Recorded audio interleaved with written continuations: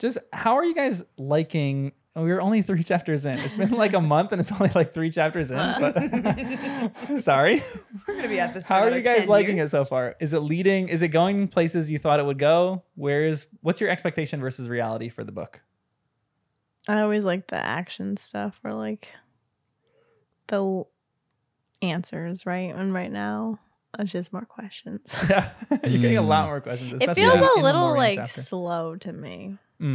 I feel like that must be our pace, I not know, the that's what I actual was book, thinking. to be fair. But Yeah. It is. Wow. classic. Oh, it went away. Did you see it? But maybe Anyway, sorry. You know what? The first chapter was just so action packed and crazy. Yeah, that's true. I like that. And now it's Well, like I we guess, took a yeah, brief 'cause we step took a while. back, Yeah. but brief. Yeah. And it was 2 chapters, but I feel like this in other books, this might have just been 1 chapter. Like they were 2 short chapters of just Dursley time. And it was just kind of another reminder of Harry is not planning on going back to Hogwarts. At least doesn't feel like it. So this might be the most normal bit we get. And even this wasn't normal. He's like saying goodbye and Dudley's being, I'll say, kind.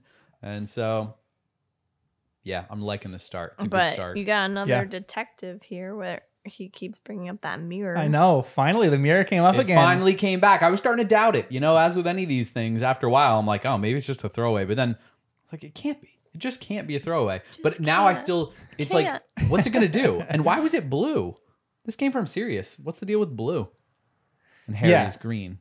It's all he remembers from his childhood.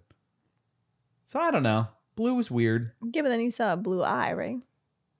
Yeah, because But it was his thoughts of Dumbledore maybe that made it do something. I don't know. Because he said he thought He it was also- Dumbledore looking back at him. But you But that's- also had some light came out of it, right? The blue light is what you're saying? Yeah. Yeah. And it like confused him. But I feel like that might have just been like funny timing. But Sirius gave it to him when he was No, alive. I don't think so. Right? Like Sirius gave it to him as a gift. And if I'm far away or whatever, here it is. So it's not like it holds the memories of some. Actually, maybe it does. Maybe it holds What memories of color eyes Sirius. did Sirius have? Black. That's what I would have said. I don't too. know. John. It's gonna be like a trivia question. I would say brown. Serious. I would say gray. Whoa. Gray. That's a color. People looking at I didn't know. eyes. Yeah, I guess it's like really light blue. That'd probably be what gray is. I've never seen anybody with gray eyes. I've seen dogs with gray eyes, but never a human. Yeah. I've read books with characters that have gray eyes. So they're in books. Nice. So it's a real thing. Big time. You said it so confidently, like you knew someone know. that had gray eyes. Oh, that was funny. It could be real. Yeah, the mirror is one we're going to talk about for this chapter, but it's a weird thing that pops up. On top of the fact that it's just disgusting. Harry is a disgusting human being. For his 7 bag. years? 7 years. He's never cleaned out his Dude. bag. That's a I'm going to read that line. Wait, to you. That is I don't absolutely think reprehensible. I captured that. I'll one. read that back to you because that Okay. is disgusting. It's a How typical it teenage- describes like it. A young boy? Yeah. I don't know if either of us were that disgusting when we were teenagers. Yeah, I don't know. Only because when you're a Definitely not teenager, you. from the time you're 11 to 17, like Yeah. it's one thing if it's 7 years when you're an adult and you're Yeah. like, oh yeah, from when I moved into an apartment at 25 to 32, that like kind of makes sense. But like- at this point, this is like he was a child and now he is a man and he did not touch the bottom But of his look, box. Bottom he fourth of his should have box. gone home to a set of parents that were teaching Fair. him these things. That's fair. Because they'd go in his room and Nice. look at the bag and be like, this is disgusting. Clean it out. Yes, that's true, but at the same time, I Sometimes- don't know if that's just an excuse. I feel like you're Harry. no, not your Harry. I feel like Harry. Yeah. You're 17. I was like, you're about to turn 17. You just said your You don't have an hair. excuse for. I give him a look. No, didn't mean that. I think that then his parents dying thing is just an excuse, even though it sounds terrible. So true. No, I'm just saying, even me as a kid, I didn't like think of certain things. Yeah, for sure. To do. It's like, this is common sense. That's going to be disgusting. Take care of it. Clean it. Like, if you're not, I'm the type that certain things, this is why maybe I am Harry. If you're not being told Yeah. to do something, I'm not necessarily going to think of it. Right. You know what I mean? And As he a had kid, like piles yeah. of things on Yeah. top of it, so he's not seeing the Yep. bottom. So out of sight, out of mind. But there's a point in book 5, even in book 5, where You're gonna remember, stand on this hill, aren't you? remember, I'm gonna die on this hill. I will. There's not a hill I won't die on. Someone said that line once, and I love that line. There's a point in the 5th book when Tonks, Twice. when Tonks goes up to Harry to help him pack, Oh yeah. and Harry's like hiding his underwear behind his back, but I'm like, in that moment, Tonks should have just seen that and been like, Harry, this is disgusting. Right. Yeah. Can you please clean out? Let's like Yep. Scourgify or whatever, the Yeah, cleaning yeah, spell yeah. is. Just clean it all out real quick and then Yeah. repack. Because he was throwing stuff in there. Tonks saw his probably his gross thing. I'm like, Mm-hmm. that's disgusting. And there's got to be some rainy day at Hogwarts where you don't feel Yeah. like doing much. You're just in your room. There's And not you that much feel to like do. cleaning. But the thing is, with magic, it would be so easy. Now, yes. You just like unpack everything. You're just like, bloop, and then it all lays out. And then you take out the garbage and then you bloop, That would do be another amazing. spell. Again, this is from a 30-year-old perspective. Yeah, but I don't feel We were like it's I don't think we still. were that disgusting. I just don't remember myself being that disgusting when I was You like, I probably wasn't a neat blacked freak. it out Ask your because mom. you're a Ask your minimalist mother. now, and you're like, True. But okay, so this is Next I time- wasn't like no teenage boy is the cleanest, but I think every teenage boy has a moment where you're like, okay, I'm living in filth right now. I need to like clean up. Like I would have like You hit maybe that, like yes. twice I a year. don't know where because I worked with completely- coworkers that their I've heard sneakers smelled so bad because they were like old socks, old sneakers, Yeah. and like greasy hair. No, like Snape. Snape you smells bad. Snape. What is the smell of Snape? I think we asked that Ew. question on one podcast.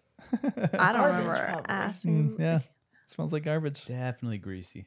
Some like fish smell. I feel like there's a fish smell that lingers around them. You know. Huh. I'm just thinking, yeah, like That'd be the nasty. Mm. like the teenage boys like don't bathe and they're like sweating Yeah, and yeah. greasy and they just like body odor and Yeah. grease. And potions though. Imagine potions Oh, yeah, like sticking to mixed that. in weird Yeah. Oh, like smells the from whatever he's smoke and brewing. stuff sticking to his hair. He's like Maybe- a chef, but in a bad But way. maybe he does greasy hair so it doesn't stick the smells to his hair. It's part of his Just- strategy. Yeah, that's not a bad idea. All right. So he doesn't smell Greasy. bad all the time. Good strategy. Or maybe he's clean and the potions make him greasy. Why am I sticking up for him? I don't know. I don't like him. We all hate Greasy. Snape. So, Hmm. well, we're going to talk about this more. But welcome to the podcast. I'm John. Jen. Danny. And Kristen. This is Harry Potter and the First Time Readers.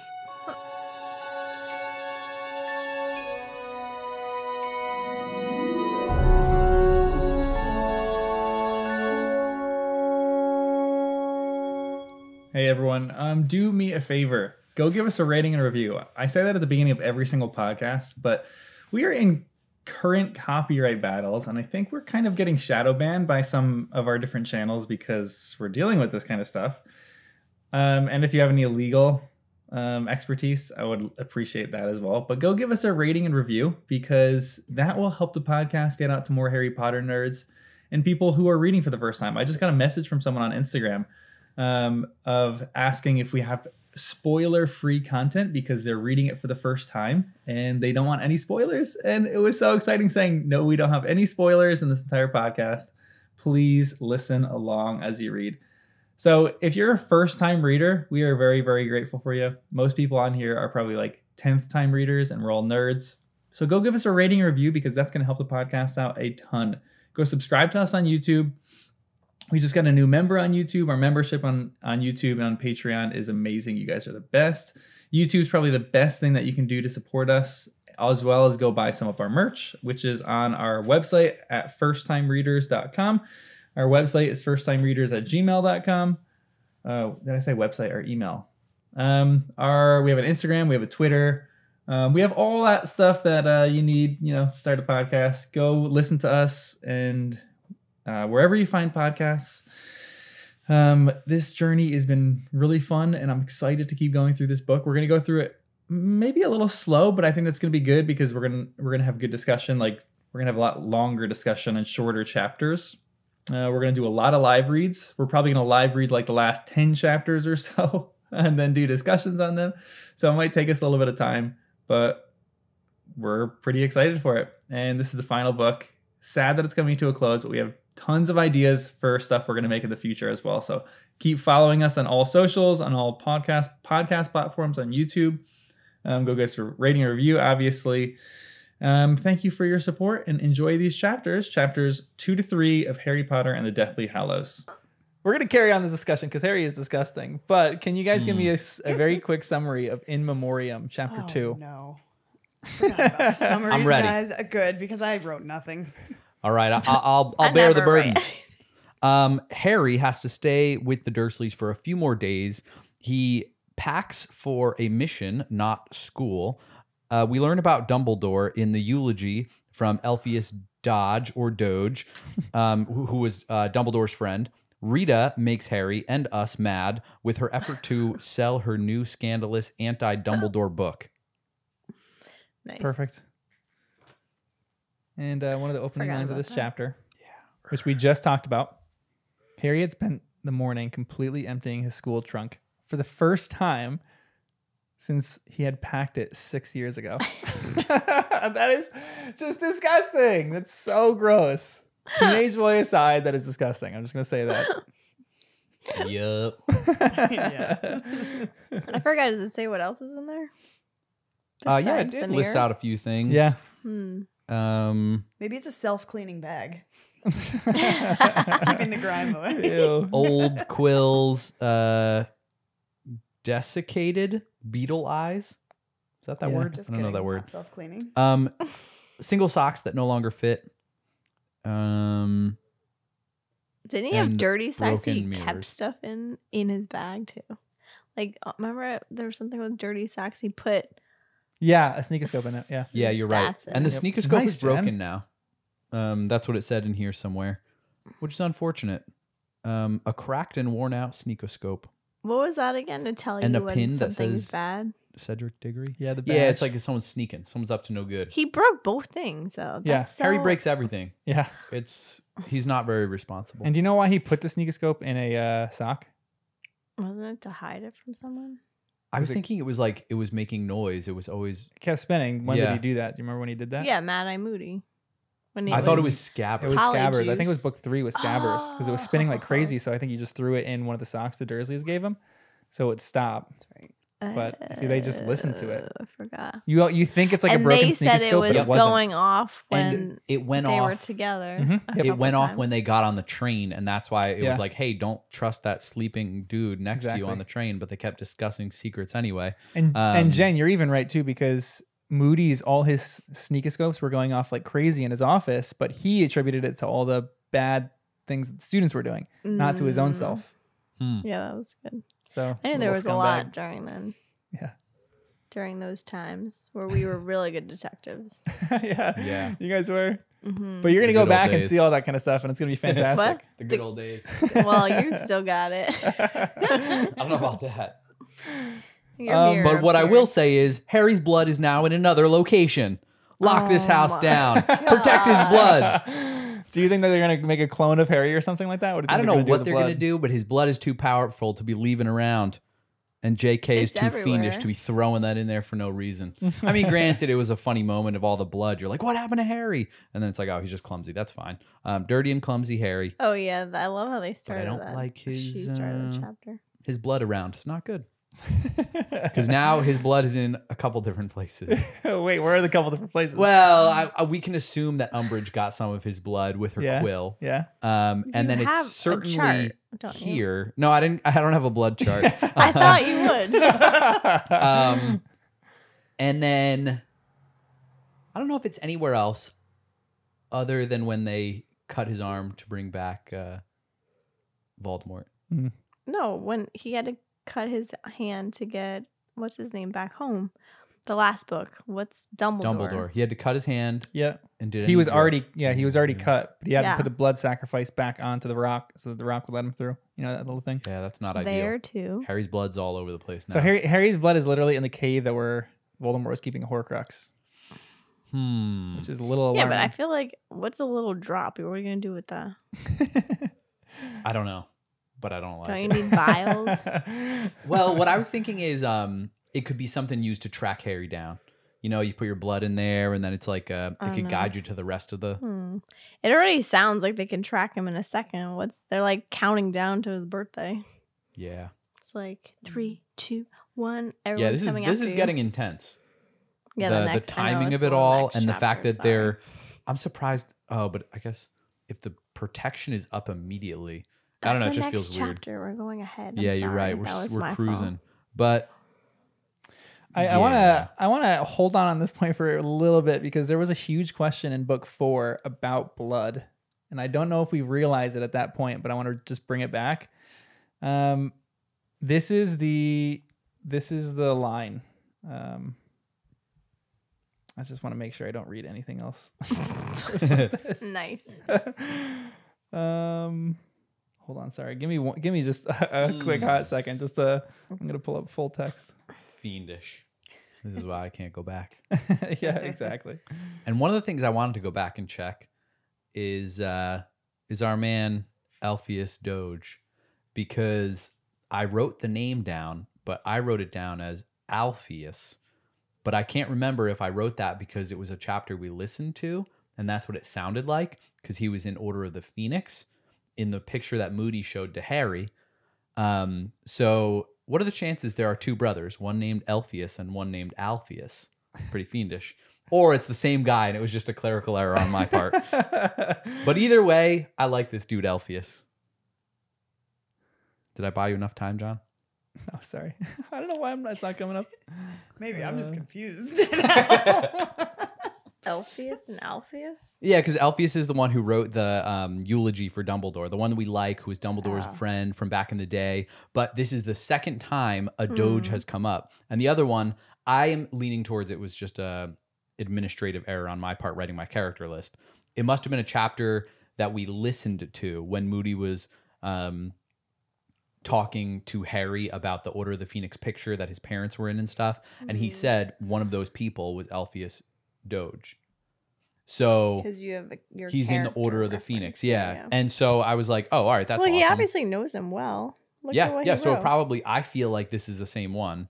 You're probably right. And John and it makes will us very much confirm trust him. or not confirm that. No, he won't. He doesn't confirm anything. No giveaways. No, there have been a few times he's corrected us to keep us somewhat on the right track. I haven't corrected you guys that much, but there's been a few small little things. Yeah, just to keep us from going crazy. Yeah. Especially if it's us just misremembering. Said, like, McGonagall is his grandmother. Yeah, but that was a theory. That's different. I think John corrects us if we misremember something and theorize off of false information. But if we're theorizing wildly, but at least on correct base knowledge, then that's different. And I've gotten a lot of kind of followed. I've gotten a little pushback on that. Some people want me to correct you guys on certain things, but I don't necessarily want to do that for almost anything. For some things I will, but like for really small things I will. But I want you guys to run rampant with your theories. And if you're way off, then to realize you're going to be way off at the end.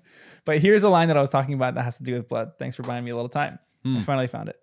There are 2 paragraphs. He said my blood would make him stronger than if he'd used someone else's, Harry told Dumbledore. He said the protection my mother left in me, he'd have it too.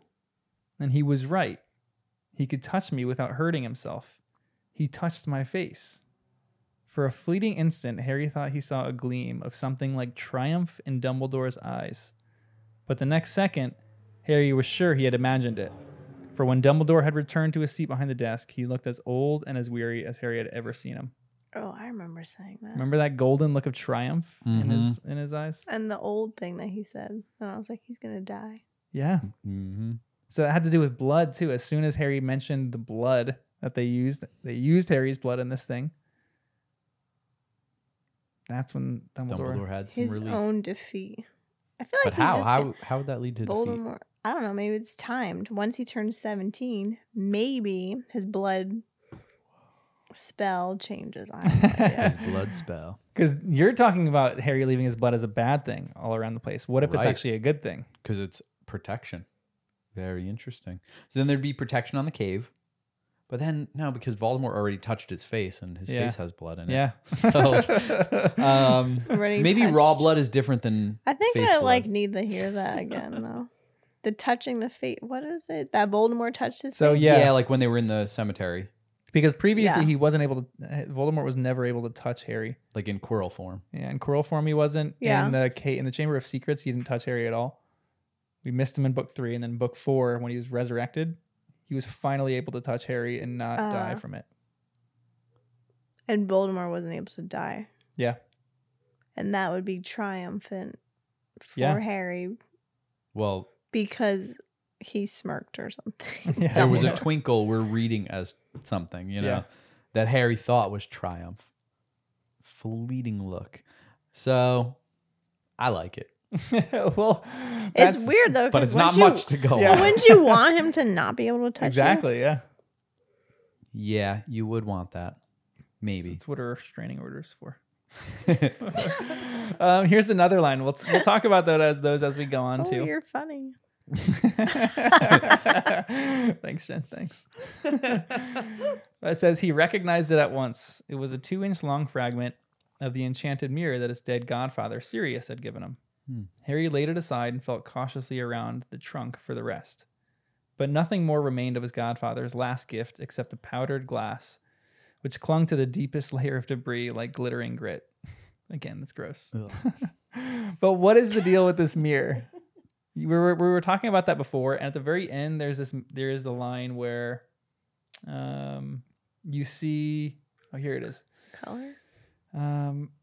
He peered into the mirror fragment again and saw nothing but his own bright green eye looking back at him. He had imagined it. There was no other explanation. Imagine it, because he had been thinking of his dead headmaster. If anything was certain, it was that the bright blue eyes of Albus Dumbledore would never pierce him again. But I even missed some of the quote. It said he looked in the mirror and a flash of brightest blue. Harry froze, his cut finger slipping on the jagged edge of the mirror again. He had imagined it. He must have done. He glanced over his shoulder, but the wall was a sickly peach color of Aunt Petunia's choosing. So he sees this flash of brightest blue, thinking it's Dumbledore's eyes. Wait, he saw a flash of blue and then he looked in the mirror and saw blue eyes. Or is it trying to say the flash of blue appeared as the blue eyes in the mirror? Does that make sense? Yeah. What do you what's your I know, you interpretation of that? A part of me thinks that maybe because Harry was looking at the mirror, Dumbledore, if we believe what we want to believe, that he's not really dead and somehow put his body somewhere, spirit. You started with that and I liked it, so I went along with it. Cool. Nice. And now I lost. But it was a wild theory when I said it, but it sounds better when you say it. Okay. Wait, what did he do? Wait, I'm not done. I know, that's why I'm So asking then what he did. so you have to use the mirror to like look into the mirror for someone to be on the other side, right? To call someone. Yes. So I wonder if Wait, somehow is the other side... No, I keep going. yes, let me.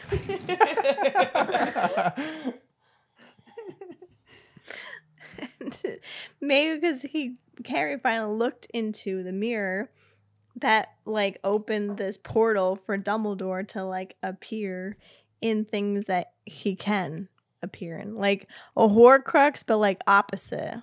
Like he can move through items to like talk to you. Interesting. Nah, I don't know. But anyways, I'm not done.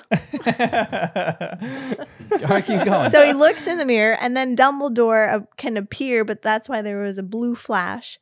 And then when he looked at the mirror again, he saw his eye for a second. Dumbledore's eye. But I don't have the text in front of me, so I don't know the order. So I could be wrong.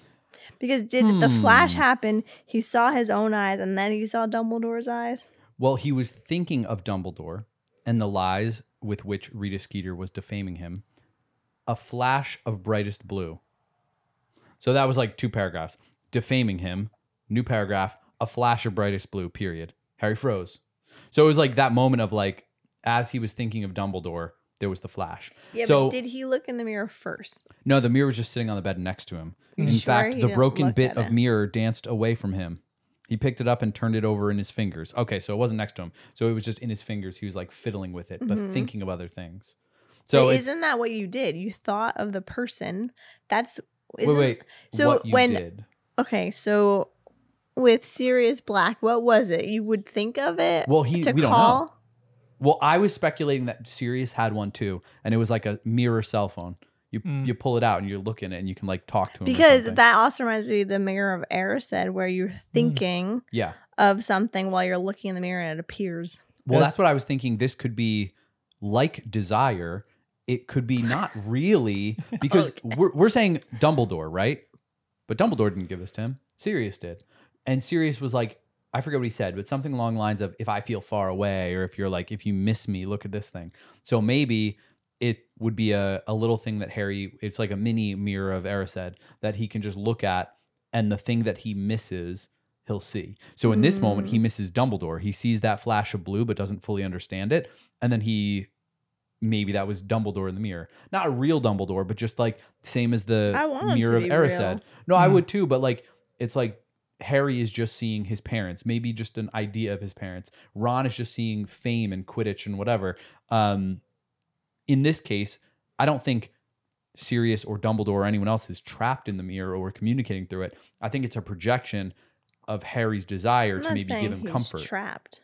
Well, not trapped, but like I was thinking it would be closer to the journal, if anything, the journal that Voldemort was in, like a piece of him, but I don't think it would be him or Sirius or Dumbledore or whatever. Him. I think it's just a way of communicating. That's what I'm trying to say. But what if it is a Dumbledore Horcrux, but a good kind of Horcrux? I just can't believe a wizard like him, that's so powerful, so smart, that it's like said in this article, can just die and not have a backup plan in a time of war. But that's what I think is crazy. To the well-organized mind, death is but the next great adventure.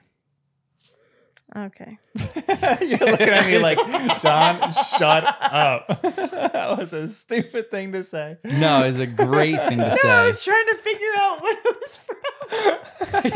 No, because it's not Lord, this is Harry Potter. I just quoted Harry Potter. Dumbledore said that. Like, that was from this, right? It was. Because usually we would quote Lord of the Rings. It's true. But no, that's actually from this. And Dumbledore says that because he tells Voldemort that death isn't such a big deal. He says to Harry. And like to Voldemort, death is the worst thing.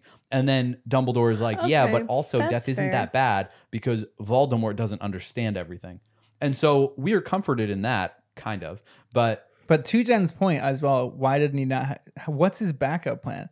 Like, it's up until this point, it doesn't seem like Dumbledore had any kind of backup plan, but he had to have a backup plan.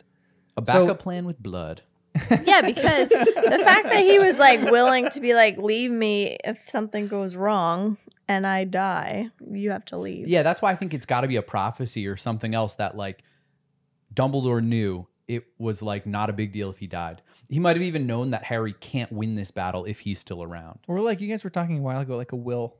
Like, is there something like a will that like Albus left for like what that lays out his backup plan, or is his portrait supposed to tell you what the backup plan is? So is Harry going to get back into like the headmaster's office and try to figure it out and face to face with Dumbledore's portrait?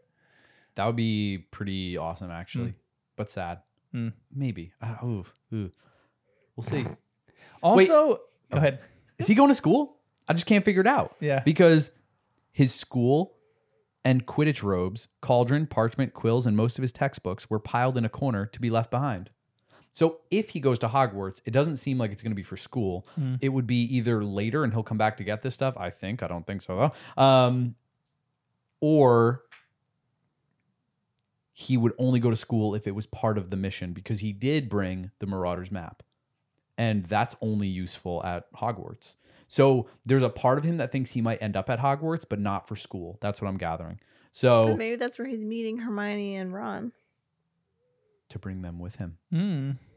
They did say right in the last book, they said something about you're not going without us, or we're coming with you. Yeah, and he did like agree. And I feel like he at least could see now that it's worth it. And Dumbledore kind of said that too. And then he's going to stay with a member of the Order, right? Or like at a house of someone from the Order when he leaves. That's different than the Dursleys. Privet Drive. Yeah. Why is he leaving Privet Drive early though? Wait, is it early? He's leaving early. He's kind of leaving early. Because I was leaving on his birthday. Yeah, which is like the exact moment that the protection would be lifted. Yeah. So to me, that felt like on time. Yeah, like almost like what they're saying is the protection of the house is so valuable, it's not worth missing a single day of that protection. Where I'm thinking, just leave a week early. And sure, the house protection is gone, but just go on to another protection at the Order of the Phoenix where you're going to be next week anyway. Is this protection similar to like the parents' protection With that secret keeper thing. Yeah. Yeah, Where, like you can't Dumbledore, find it them seemed to at all. think that there was value in staying the full term of your childhood for the protection. So either way, Harry is doing that. And rather than trying to prepare Privet Drive for an assault, they're deciding to move. So, and no longer a side-by-side apparition. Now it's something else. Mm-hmm. They were gonna apparate with the Dursleys, which we'll talk about in a little bit, which would be hilarious to see. That'd be a really loud pop. Yeah.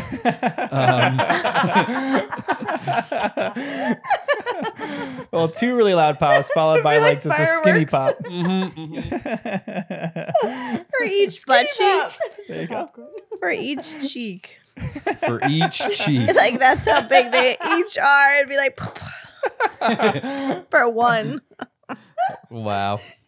Oh my god. Roughly the Right? size of a baby orca. Maybe you would die, dude, on this last one. We were talking about Dumbledore as well, but this chapter has 2 odes to Dumbledore, I guess. Not really odes. One's not really an ode, but one is. Do you think that Dumbledore was really as good as you think he was? Better? Yeah, kind of. This makes him look even better. I don't know. I think he. So you trust so. Alpheus Doge more than you trust Rita Skeeter. Wow, It's crazy just an thought. obvious one. Oh yeah, I think Rita's under the Imperious Curse. Are you kidding me? That was Interesting. nuts. That was So nuts. this is propaganda. I think I started to like Rita just a little bit at the end of her whole drama with Hermione Yeah. and writing the story from Harry's perspective, Yeah. bringing stuff to light. I actually started to like Rita a little bit, and to the point where it was me being optimistic and jumping to conclusions, but I was thinking she'll come to the light. She's right there. She understands this. I genuinely thought she believed Harry, and I'm like, you know what? I think she's good now, or is going to be. Yeah. So this felt like too big of a change of pace of what I imagined her. So it's either infuriating, 40% chance, or 60% chance there's something else going on. They captured one of her relatives and they're holding them hostage to force her to write this. Maybe there was never even an interview with Rita Skeeter, and they actually just got to the woman who did the interview of Rita Skeeter at Rita's home, because this is just an article. So Yeah. if they've infiltrated the Prophet, they could write an article about anything. It's libel. Who cares? It's like in these times, libel is a pretty minor war crime, you know? So they just write a little thing from the perspective of whoever this lady was. What was the name of this lady? I don't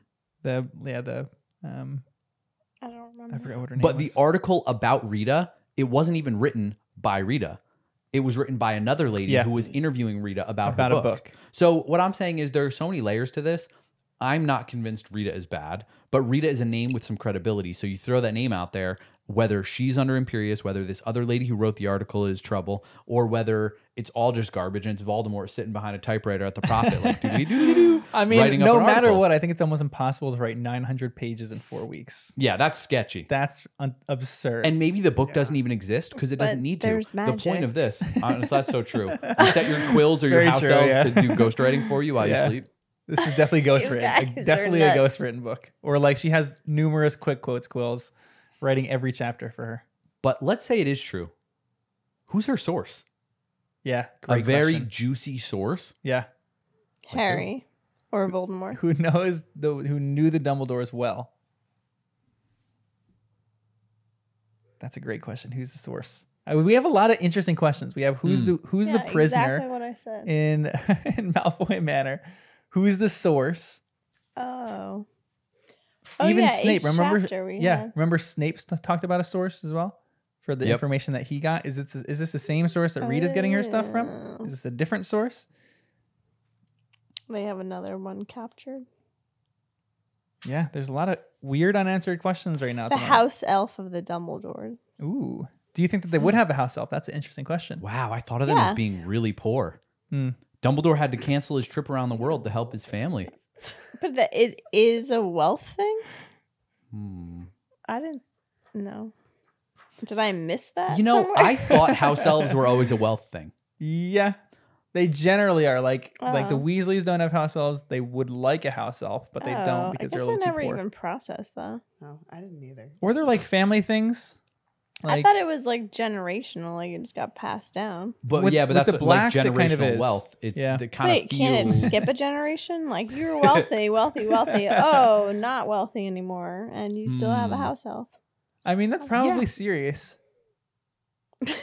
Sirius That's fair. isn't. Well, I mean, Sirius does have a ton of wealth like stored up, so he's still good. But All right, well, And they're wait, both. And we don't,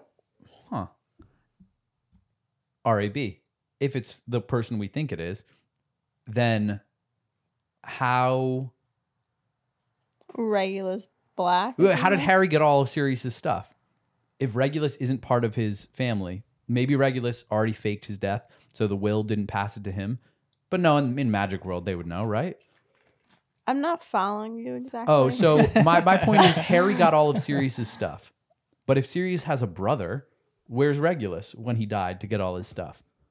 Or is Regulus not he a part of seems it? like or undercover. were the assets if that's split? true, because if he betrayed the dark side, So maybe he's undercover and he was cut off from inheritance when he left. maybe he's an to be a Death Eater? animagus too. Interesting, yeah. Oh. So we 100% know that Harry owns Grimmauld Place, and we know that because he was able to summon Wow. Creature Except for my theory He that doesn't Bellatrix believe got it. there early and you told know. Creature, and she told Creature to go. So Right. like, there's a little bit hanging over there. Yeah.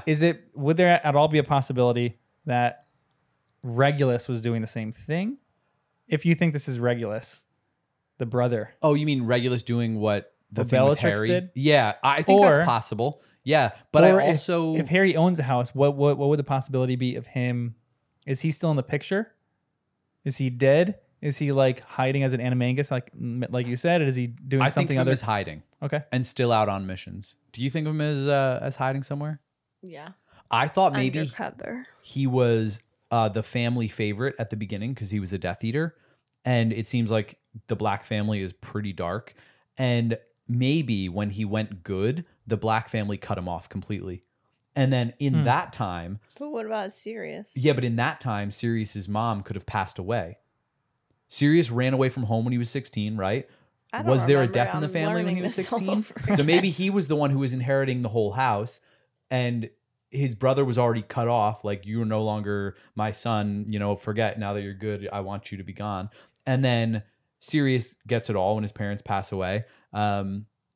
Maybe that's why he ran away. He didn't want to live in the house that reminded him of his parents when he was young. So he ran away to live with the Potters because that all happened when he was 16. And then Regulus never came home to comfort him. Maybe Regulus did come home and they hate each other. So many questions. I mean, Sirius didn't talk about his life that much anyway. But Harry doesn't Yeah. ask questions about people's lives because he's too Because he doesn't know self-focused. anything about Dumbledore at all. He doesn't know anything about Sirius. He didn't even ask Sirius or Hagrid about his parents, like in any Yeah. real way. And like, he doesn't About know anything his about parents Dumbledore or their parents? either. But not even his own parents, like Harry's parents. Where I'm thinking, if you're talking to Dumbledore, you're talking to Hagrid, like ask them all the questions, especially Sirius. Yeah. I'm like, start from the beginning. Hey, Sirius, tell me everything there is to know. Oh, I lived with the Potters. Oh, wow, I never thought about it. You never even met your parents, let alone your grandparents. Let me tell you about your grandparents. He could tell him all this cool Maybe stuff. it did happen, just not in the book. Yeah, maybe. Which it could be so insignificant it doesn't matter. Maybe Harry's grandparents are no big deal. But in my mind, it's worth at least a mention for all the things that are mentioned. And there's still hope in this thick book that we're going to get some juicy deets. We Can got I him about see how Dumbledore thick right it here. is? Oh, look at all this stuff. Wow. It's a big book. And we're only at the start, reading slowly to absorb every minute. Then he's blocking out all the pictures. Yeah, don't you look. Oh, another picture. Dumbledore.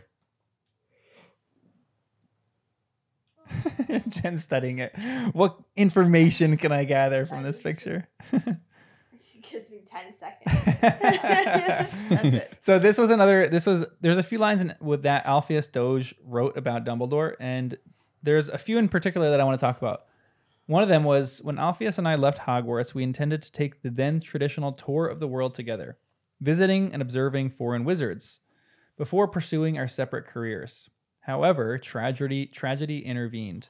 On the very eve of our trip, Albus's mother, Kendra, died. leaving Albus as the head and sole breadwinner of the family. I postponed my departure long enough to pay my respects at Kendra's funeral, then left for what was now to be a solitary journey. With a younger brother and sister to care for, and little gold left to them, there could no longer be any question of Albus accompanying me. So did we know Albus had a sister before this? No, I didn't. I But don't Danny might have. think so. No, I really don't think so. You knew? I said I didn't. Oh, I thought you said I did. I'm like, oh wow. No, I do not think it came up before. Why Aberforth, would it? the He goat never- thing, he never 15 years brought it ago. up. But 15 years I ago. don't 15 think- years ago, you think there's some connection with Oh, there's a connection. 1982, the year. What happened that year? I don't know, but it was a weird year potentially. And why? The dates. Well, you know the goat thing. It wasn't mentioned in this, so I Yeah, feel it like there was a was. miscommunication. There was something with no, goat. something was yeah. mentioned with it, but in the in this eulogy, I don't think it was Alpheus mentioned. yeah, it was mentioned with Rita. Rita mentioned it, but this painted it in a better light. But we also know where Dumbledore got his middle name, Percival, his father. What about the next two? Wulfric Brian. Wilfric Brian. We got to meet him. Who's Wulfric? Who's Brian? One of my favorite moments ever on this podcast is when we were figuring out what AFPBD.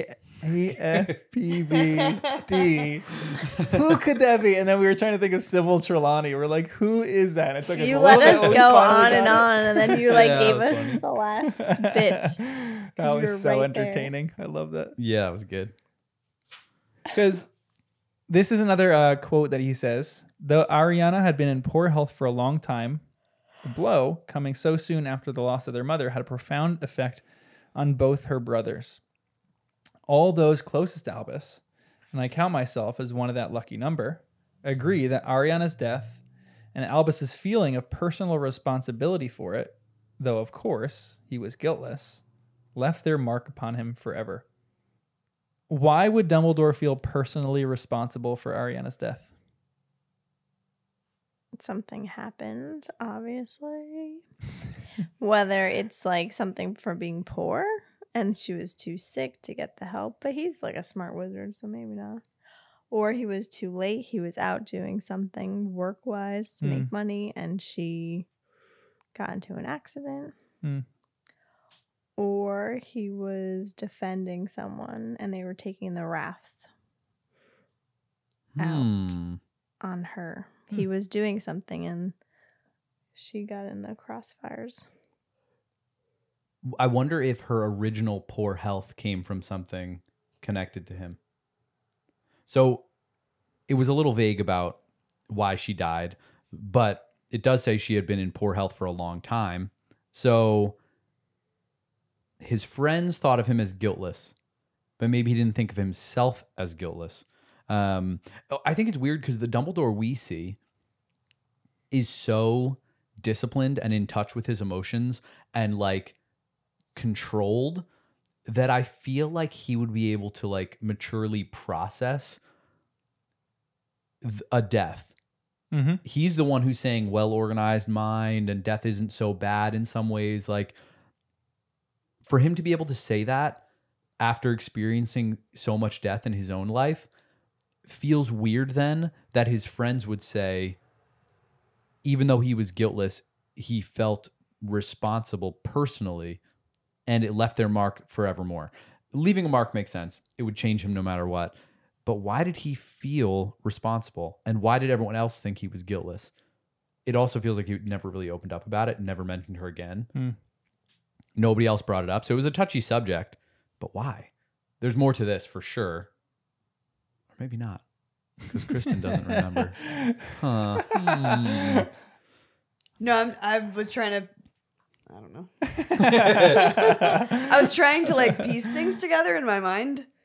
I don't know. I'm in a psychoanalytical mindset right now. Yeah, it's a weird one. Poor Dumbledore. He's been through a lot. There's also that, and Danny has been saying this for eons. There's this line of "for the greater good." The greater He uses in good. this, which I just thought was hilarious. He says this at the end, and she says, "He died as he lived, working always for the greater good, and to his last hour, is willing to stretch out a hand to a small boy with dragonpox as he was on the next day that I met him. That's a funny little line for the greater good. Do you think that so do you think that Alpheus Doge is completely accurate in what he's saying, and Rita Skeeter is completely inaccurate in what she's saying? 90% accurate. Okay. Yeah. Yeah. You think so? Rita? No. Yeah, that's what, Alpheus. okay. That's what I thought. Yeah, Rita, I'm thinking about, if I had to split them evenly, I'd say 80-20. Alpheus is 80% accurate, Rita 20%. And some of it is just perspective. It's not like they're dealing in straight facts. It's more of interpretation of facts. But yeah. Alpheus has credibility. Yeah. To me. And they're contradicting each other with certain things. Alpheus says like the duel was a thing of legends. Oh, yes. Wondrous to see. And then Rita talks about it later, just being like, oh, I wouldn't be so sure. Like, you know, Grindelwald probably just popped a white flag out of his wand. And but just even came willingly. the way Rita said that, it felt more like she was, again, just trying to get sales. Yeah. She didn't say the duel never happened. She said, after you've read chapter whatever it was, it will leave you potentially questioning if the duel happened the way we think it did. So even then, it's not like she was outright saying it didn't happen. It's almost like she fluffed up all this story and is really just working it to sell and putting doubt in people's mind. Yeah. Because she didn't contradict too directly. She's just looking at it from another angle of a Dumbledore hater. Yeah. Maybe. So I don't know. It still felt weird. Yeah. What was the other line that they kind of contradict each other on? There were a few. I think almost everything they're saying kind of contradicts one another. But Rita seems to say there's a lot more dirt in Dumbledore's past than Alpheus is saying. Alpheus is like, he was just a noble guy, did everything that he could. But one thing is for sure, Harry doesn't know a thing about Dumbledore. And he wishes that he asked him tons of questions, because we get this longer paragraph that Harry is kind of thinking. He had never thought to ask Dumbledore about his past. No doubt would have felt strange, impertinent even. But after all, it had been common knowledge that Dumbledore had taken part in that legendary duel with Grindelwald. And Harry had not thought to ask Dumbledore what that had been like, nor about any of his other famous achievements. No, they always had discussed Harry. Harry's past, Harry's future, Harry's plans. And it seemed to Harry now, despite the fact that his future was so dangerous and uncertain, he had missed irreplaceable opportunities when he had failed to ask Dumbledore more about himself. Even though the only personal question he had ever asked his headmaster was also the one he suspected that Dumbledore had not answered honestly. What do you see when you look in the mirror? I see myself holding a pair of thick woolen socks. So we were just talking about the mirror that Harry holds. Do those two things have any symmetry, the mirror of Erised and the mirror that Harry has? And then what really do you think Dumbledore saw in the mirror? We'll revisit that question that we asked in the very first book.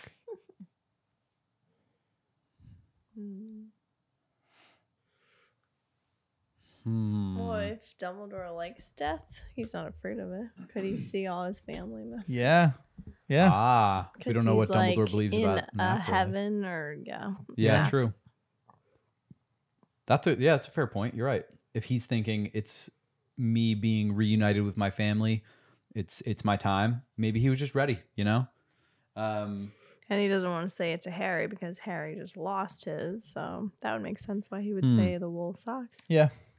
But man, I'm still trying to find a way that the wool Maybe socks his are sister accurate, though. made those wool socks. Oh. I was picturing, something like that. Like he desired the last Christmas his family was all together, and those wool socks are stockings hanging on the mantle, and the whole family's gathered together. And it was like maybe it's more of just representative of simpler times rather than socks themselves. Like maybe Dumbledore literally is seeing a view of his Christmas morning in socks. But that would be so cute. I still feel like he didn't tell the whole story to Harry. Right? It's like but I don't think he lied either. Because that would make sense with them being very poor, as you guys were kind of thinking if he's Apparently, maybe I it's wasn't. not maybe it's not him as an adult wearing with a pair of thick woolen socks. Maybe like this was a gift knitted for him by his sister, and when he was like 8 years old, he got this gift, and it was like the greatest thing ever, and that's the memory he wants to go back to. Maybe it was something like that, and it just wore out over time or something, or got lost or stolen, or maybe there was some major Or maybe event. he lost it. That's true. It could be something simple, but again, it's not like the desire is more than just comfortable socks, I think. And the fact that it's being brought up again at the beginning of this book to remind the reader of what happened in a previous book makes me think it's going to come around at least once more by the end of this book. Yeah. That's because you're doing a book study. We are doing a book You're study. going very slow through this, but we really are doing a book study of this. You know what I don't like? Elphius Doge. He told the person who wrote the Skeeter article Yeah. that Skeeter's book contains less fact than a chocolate frog card. And I thought, but aren't those full of facts? Yeah, all right. I was like, what do you mean? Are you calling into question the facts on chocolate frogs? How dare you? They course nailed you would pretty much notice most that. of the Yeah, I was chocolate going to frog say, card on 'cause Dumbledore. that helped us find Nicholas Flamel in the Yeah. beginning. And we found all of the stuff about Dumbledore has been accurate. So unless Elphius accidentally showed his hand right there and the facts about Dumbledore and the duel in 1945 were not accurate. Yeah. So anyways. Who's this Grindel? Whatever Grinder. And it, Who is Grindelwald? Yeah. You don't really know. Okay. but I'm just this glad, feels 'cause it more like a Sounded duel. like a big name, and I'm like, I don't remember him. He comes up here and there. He's just Danny thinks it's just Hitler. thinking of He's just known Grindelwald. as the guy that had the Dumbledore famous killed. duel with Dumbledore. I'm just thinking. Sounds of pretty epic. Switzerland. Yeah. And the way the duel was described here by Elphius sounds awesome. If it's to be believed. Maybe it sounds like there could have even been people watching. But maybe I'm just imagining more of a classic duel, but it was just the two of them in some place. But I do think it's very weird that the source is someone never spoken in public before and who was close to Dumbledore during the most turbulent and disturbing phase of his youth. Yeah. Turbulent and disturbing Well, in he his youth. he was into the dark arts a little. It said right. And one Yeah, of them was it that does Rita say or that. was that He dabbled him? in Yeah. the dark arts himself in his youth, according to. What's the age difference? I can't remember. No, but Voldemort's mom did not go to school No. at Hogwarts. Correct. No, yeah, she was a muggle. The mom was No, not no, a she muggle. was the wizard. Oh right? yeah, sorry. Yeah, he dad was was. the muggle. Whoa. But still didn't go to school. Calling you Wow. out. well played. Well played. But we don't know how old yeah, Dumbledore yeah. is because this didn't give us any information. Yeah. But we do know that there is at least one other person as old as him who is still alive. So, RAB. no, I was thinking Elphius Doge. Oh. We don't know anything about RAB, but I don't think he's as old as Dumbledore. If he's Sirius's brother, the timing would be tricky. I can't keep track of ages. They're all the same. Yeah, it is that Like the anyone generational over thing is weird. like Harry's age, I'm like, they're all the same. Yeah. Because What kind of dark magic? yeah, what kind of dark magic is? I don't would think it was be as like possible for that? intense as. Wait. When did his dad pass away? Why are you asking me? Well, that was in the beginning of the thing. I just want to read again I also how don't have a Percival, book, because that was so- when he was younger. So, oh no, he went to Azkaban. Yeah, he went to Azkaban, Oh, so we right. don't really know. Yeah. I forgot about that, and that's also weird too. Did he really attack Muggles? Dumbledore doesn't talk about it. Yeah. So there's more to that story. I don't think he attacked Muggles. If Dumbledore grew up not like sticking up for Muggles and supporting them, it could be contrasting his father. But Yeah. I'd like to think his dad was good and it was all a misunderstanding somehow. But what I was thinking is the dark magic could be something trying to heal his sister. Like some kind of weird. Interesting. I'm thinking the Star Wars thing again. The dark side is a path to things. Yeah, for sure. You know, the good guys couldn't even yeah, dream that's of. true. So maybe Dumbledore was kind of doing some funky stuff, trying to, I don't know, Save them. free his dad or save his sister from whatever the sickness is, or So he was doing this dark magic out of nobility, like a necessity to save people that he loved. yeah, that's what I'm thinking. And I don't know. I mean, obviously we don't have much to go on, and maybe he didn't even dabble. But that's the part of this where I feel like there has to be some truth. Something he did, whether it actually was dark or not, left other people thinking he was dabbling in dark magic. So in my mind, maybe he actually did. To what degree? And was it the ends justify the means? And so he went down a dark path for a little? I don't know. Because it's interesting, because your main focus is on the father and on Dumbledore. Rita Skeeter, on the other hand, says it's the mother and sister that intrigue me. And a little digging uncovered a positive nest of nastiness. But as I can say, you'll have to wait for chapters 9 to 12 for full details. All I can say now is it's no wonder Dumbledore never talked about how his nose got broken.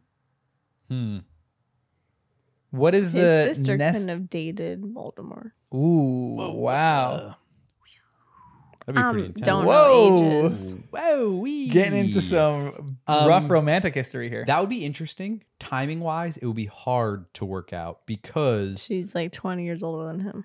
well, let's assume even if they were just twins, same age, it would mean, no, it would be impossible because Dumbledore went to Voldemort when Dumbledore was headmaster and Voldemort was a teenager or 11. And Ariana died a year after Dumbledore graduated from Hogwarts. Okay. So it That's would be impossible, according to this timeline, for that to happen. Yeah. Glad you're keeping track. Danny's got the whole timeline set out. I'm fascinated. Characters. Timelines don't exist in my head. They're all the same. That's why I All was just like a they're all blur. the same age. Well, it's the one of the few ways we might be able to solve some of the mysteries ahead of time. Yeah. And because I have extra time, might as well read slow, you know? Oh. In life? I'm like, I don't. But yeah, I don't know. It's interesting. And why was their world tour, it says the then traditional tour of the world. I'm wondering what changed to make a tour of the world not popular anymore. Like, was it all part of a world war? Again, this is the Hitler thing. After Grindelwald, maybe there were no more world tours because the wizard world really divided themselves up to have different governing bodies because of what Grindelwald did to the first governing body. The world... Wait, that's the same Wizarding. guy that he dueled. Yeah, exactly. So Dumbledore and Grindelwald had a big battle, and I feel like there's more there. So maybe that changed the landscape of the world. Okay. They had that, on And the that's Just why we that don't do big world name. tours. Actually, people must kind of still do world tours if Charlie ends up in Romania and Bill ends up in Egypt. There's still a pretty good movement. And who was it who had the pen pal in Brazil? Yeah. That might have been Bill too, or something. Yeah, I Hermione. think might have, yeah. What something was like that. I her- forgot. What was Hermione? The boy, the guy. Victor Ah, Crumb, Victor Crumb. That was yeah, her yeah. pen pal. Bulgarian bonbon. Indeed. What? That just I made think me that's how Rita hungry. describes him, the Bulgarian bonbon, right? Oh. I Rita's- don't Rita's- remember. One thing's for sure, Rita is selling copies because she knows how to write. She knows how to market things so well. If I'm reading this article, like even the writing in this article, the writing in this one is so much better than Alpheus Doge's. Doge's is like, it's a good memorial. Yep. But Amateur. yeah. And then hers is like, even the person that's writing for her. It's a funny line. In person, Rita Skeeter is much warmer and softer than her famously ferocious quill portraits might suggest. Greeting me in the hallway of her cozy home, she leads me straight into the kitchen for a cup of tea, a slice of pound cake, and it goes without saying, a steaming vat of freshest gossip. I'm like keyed in on this. I'm like, Yeah, this is honestly, such good respect writing right that. here. I'm like That hooks into ya. this. Whatever she's writing, I'm gonna read, even though it might not be true at all. She does talk about the relationship of Harry and Dumbledore, though, and she says it has been called unhealthy, even sinister. What do you think that she's talking about there? And do you think that, how would you describe Harry and Dumbledore's relationship?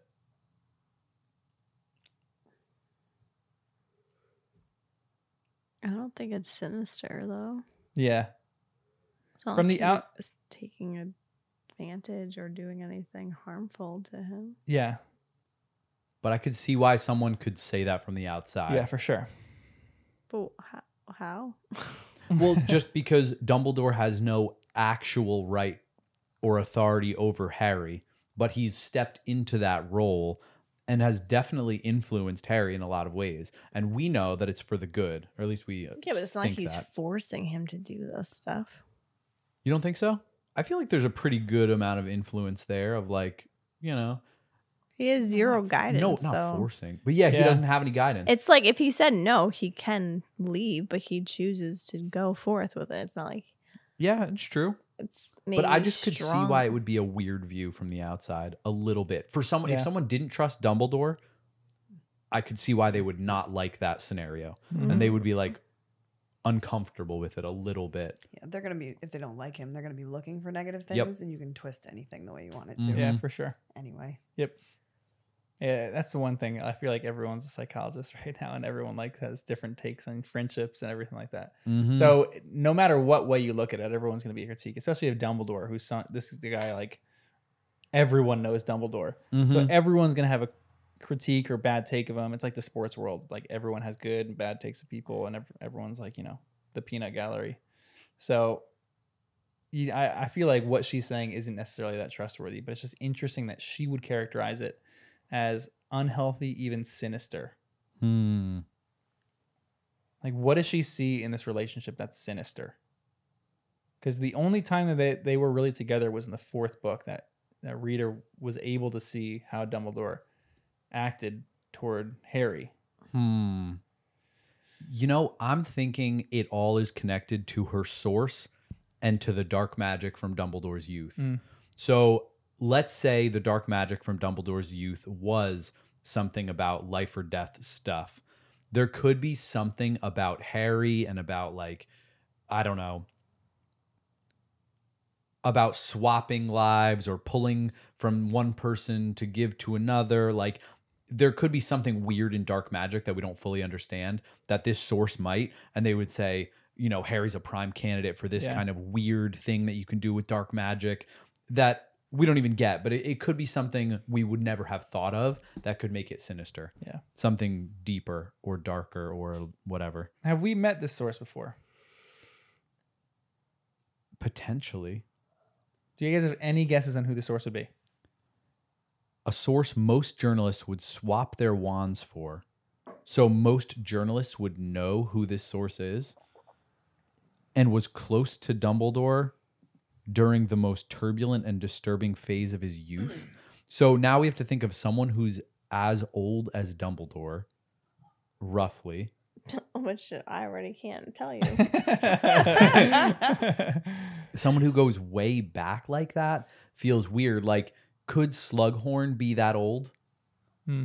Potentially. He's one of the people who's that old. And he seems like he would give up some information like that for personal glory. And then you have to wonder, how far would Rita go? And would she, because if she went the other way, would she seek Voldemort as a source? Because Voldemort wasn't around for his real youth, but Voldemort was around for Dumbledore's youth as a headmaster. He was much younger. I was thinking Snape is a little young, but youth is relative. Do you think? What about his mom? I know. Great point, Jen. Like, is his mom still alive? I thought so. Wait, whose mom? Snape's mom. oh, okay. Eileen Prince.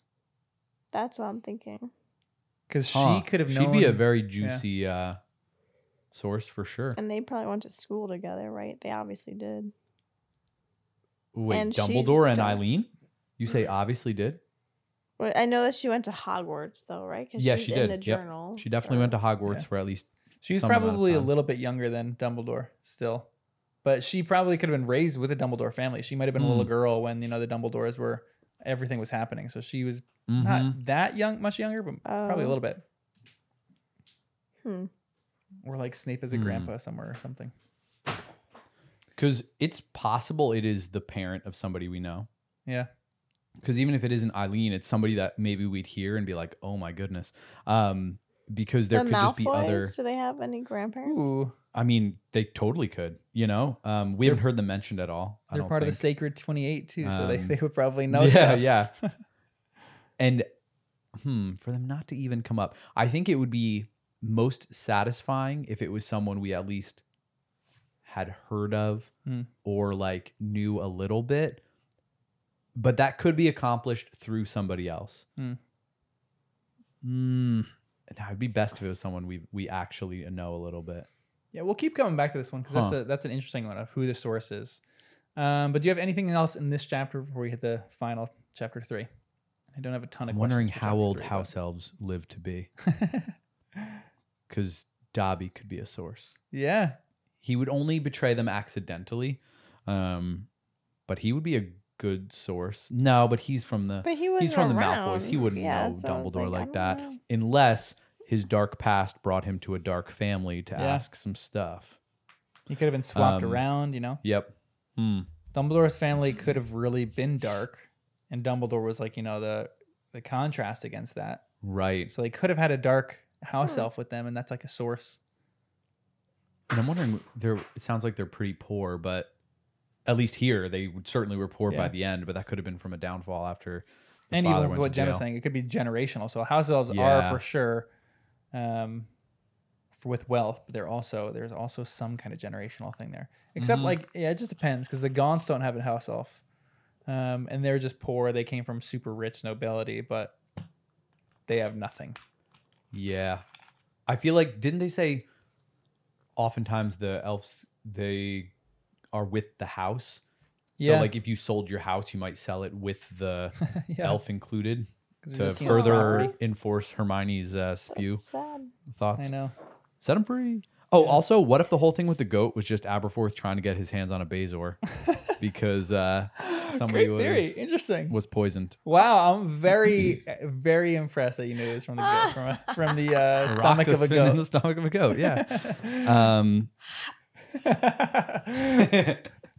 Well done. Well done. So we'll see. But then doesn't Snape like goats too? Yeah, and Snape, when he was the Half-Blood Prince, was at Snape least has a fondness for in goats. school. He was referencing it. So we know that Aberforth didn't invent a Bezoar, but he could have been seeking one. And they were poor. Maybe they didn't have the resources. Yeah. And maybe the whole reason they had this goat was so they could eventually get the Bezoar. And he was mad. He's like, my mother's dying. I need to get this Bezoar out. And the goat was not cooperating. Oh my gosh. But the timing wouldn't make sense because his mother and sister would have already passed away. But there could have been somebody else.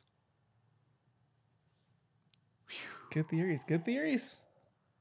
Let's do chapter 3, the Dursleys departing. What happens in this chapter? Oh, yeah. Let me Did go. I you- wrote this one out too. Okay, good. That was Thanks for short. covering for me. This is just saying goodbye to the Dursleys. They are going with Daedalus and Hetia, and Harry will wait for Moody so they can all leave at the same time. So this is just kind of another little prep chapter, trying to figure out what they're going to do. Weird that Harry was left alone. Not cool. I also thought it was weird they changed plans on him and didn't tell him, and then I thought polyjuice potion or something. And then all of a sudden it's a change of plans. I know. I'm like, I don't Nice trust thinking. this. Nice thinking. Huh, interesting. What? So you think who do you think is polyjuiced? The two people that picked him up? Did he meet any of them before? We didn't know. It was a I little know. hard That's to what tell. I was saying. He act the conversation as if he's met them, but I've never heard their names before, Yeah. unless it's been that long. And then I'm like, oh no, is this the same thing as Crouch Jr.? They're gonna come in, take them. Yep. Saying like, oh, we got to change up plans. Yeah, you're right. Harry should have been It much was- more on his yeah, I toes. thought that was They don't even have weird. passwords or anything. Like, again. with And the then whole they're like, Polyjuice Mad Eye thing. Moody's not. Sorry, he's not available. But why? Like, Yeah. can I see him? I want to talk to. Or like, can I at least Get talk some to kind him? of credibility here. That's a great point. Harry wasn't even skeptical at all. Neither was I. It's so weird. You weren't either. No, not of that. Nice, Wow. man. No. I'm shocked. I think I just viewed the house as the protections being like so secure that it wouldn't be possible. And so I was like, oh, yeah, if they come in, they're good to go. But I trusted them too quick. Mistake. Mistake. There's a lot of fishiness there. A lot of fishiness. We don't really know of Hestia Jones all that much, but we have met Daedalus Diggle before. He was one of the people that had met Harry in the streets before Harry knew he was a wizard and greeted him. And then he was also, I believe, one of the people that were shooting off fireworks. And in the very first chapter, McGonagall got mad and said probably the work of Daedalus Diggle or something like that. Well, I think it was Daedalus Diggle. So he's not really in them that much, but maybe Harry can ask him, like, when was the first time we met? As like, wow, as they like even a key have for him. questions. Whoa, yeah, you're right. Because, I mean, they're not going to have like, Molly Wobbles kind of questions, but maybe something for them to know for sure. Because, okay, so maybe a different side question is, what place would the Dursleys hold for Harry? Would they have information? Do you think that Harry would go back if they were torturing the Dursleys? Well, there was that moment of funniness between Harry and Uncle Vern where they Harry said that. He's like, you could be captured and they expect me to come rescue you. And they both like pause and look at each other wondering, but not saying it. Would Harry rescue them? Yeah. Honestly, I don't know, but Harry is pretty righteous in that regard. I think he would have a hard time resisting, but he would be with people who wouldn't let him do it. They'd say, you're more important than the Dursleys. Hundreds or thousands of people have already died and they might be next, and it has to be a sacrifice we make. Yeah. And that would, Dumbledore probably wouldn't even say something like that, but Moody would. There are people in his life who would say something like that, I bet. So I don't think that he would rescue them. But after his final exchange with Dudley, maybe. It was kind of cute. Yeah, it was really cute. I was like, wow. How could I read that? I can't believe it. Dudley saying I love you. Yeah. Oh, yeah. That's Dudley saying I love you. Yep. I don't it's kind of you're true. A waste of space. It was such a good little section. That's what I'll say. And Hestia was like, are you serious? Like, this is special? What are you doing? But it was special. So what would the plan be if these are two secret agents, two of Voldemort's people, taking the Dursleys? Why wouldn't they take Harry at that moment? That's a great question. I still think he would be under the protection of the house. Well, yeah. But maybe they wouldn't. Okay. So they could take the Dursleys for hostage blood. hoping to get for blood. It is Harry's blood. Is So at least partly Petunia. Harry's blood. Yeah, at least Petunia has some stuff and Dudley. And Dudley. Yeah. That So, is how science works. Yep. Unless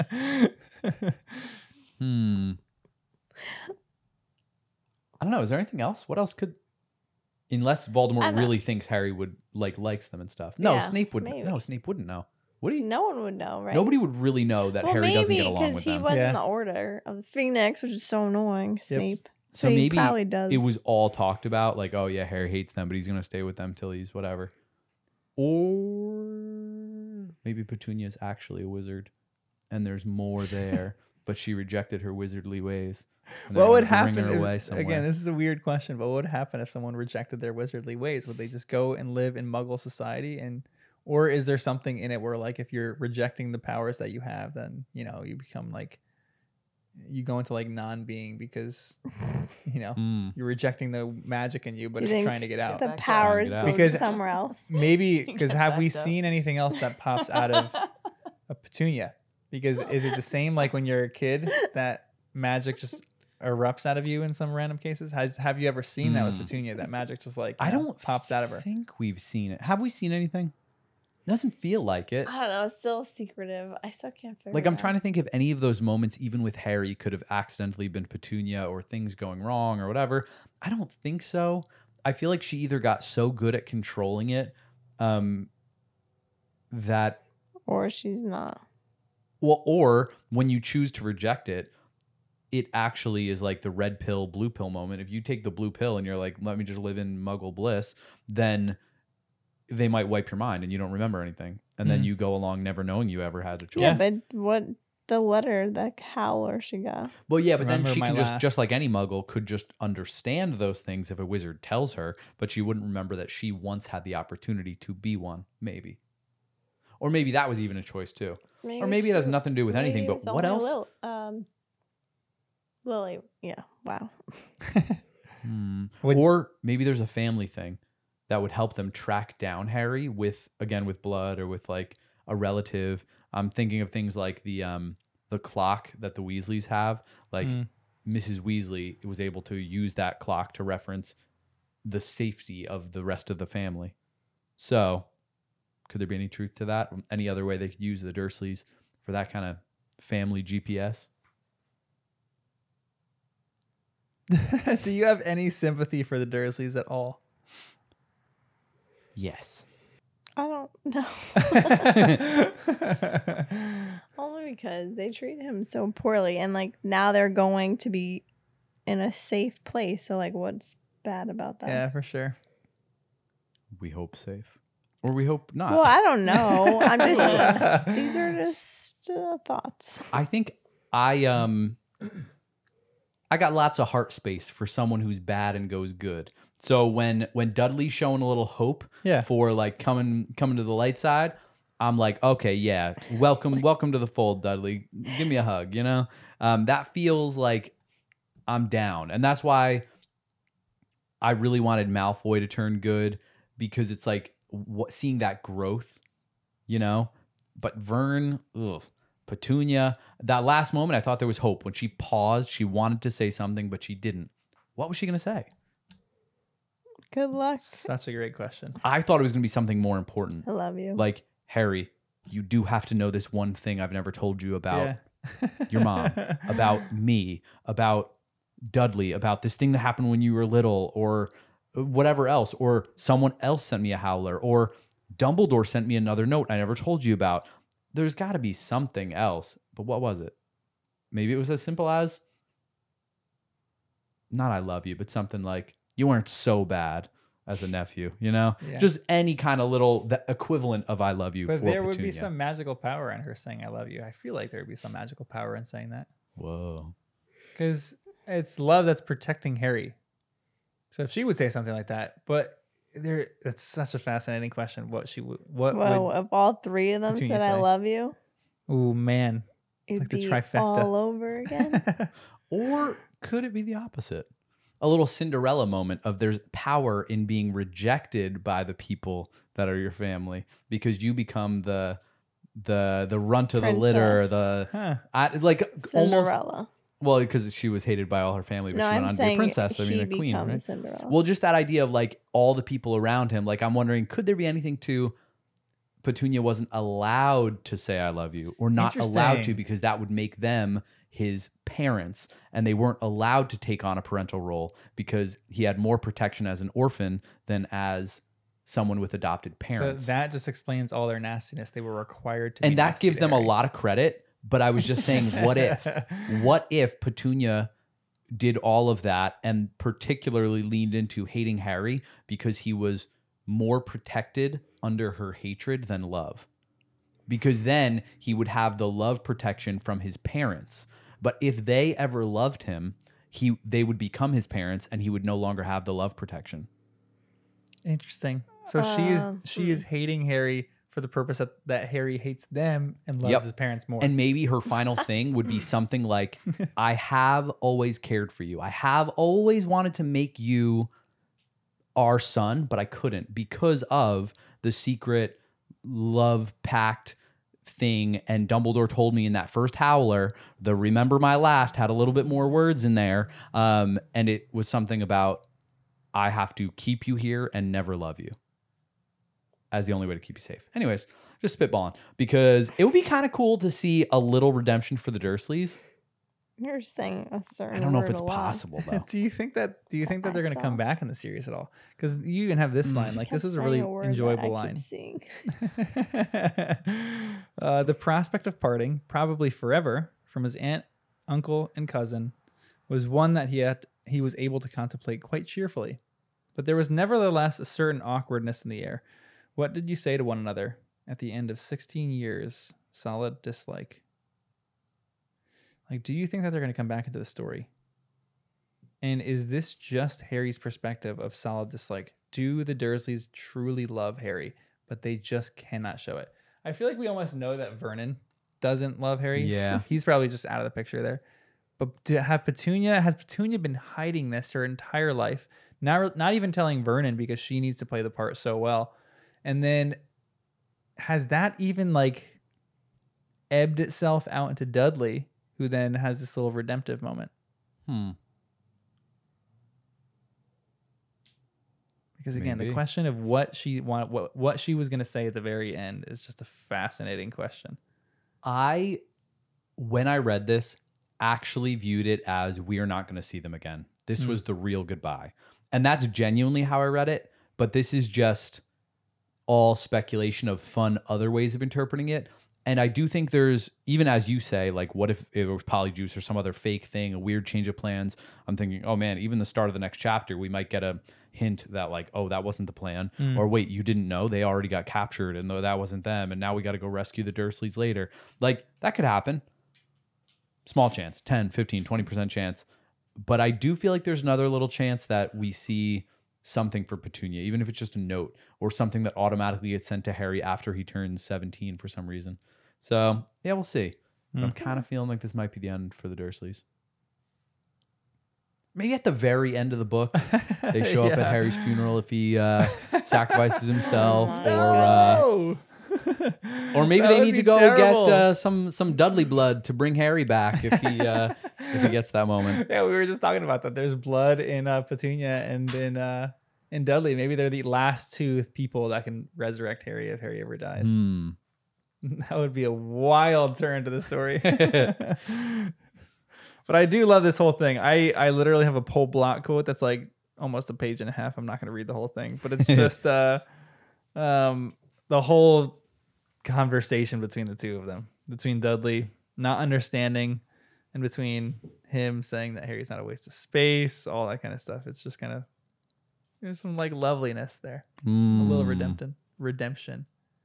So for that, do you think that there's going to be any other characters that have a redemptive arc? Are there any good characters that will go bad? Are there any bad characters that will go good?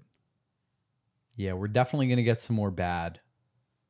Limited chance on good. I'm thinking the going bad, we already know there are sources in the Ministry. It sounds like there's a juicy source Rita has. And there could be other, like Snape's source, Rita's source, and infiltrators in the Ministry. We just don't know who they are, when they're going to show up, but I think those are going to be people, at least some of them, that surprise us.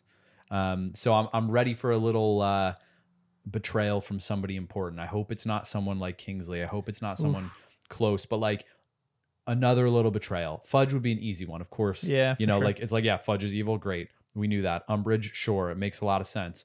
But if it was somebody else, a little, I don't know, something. So I'm cautious about. That's also weird to me that you would also classify Umbridge as going bad.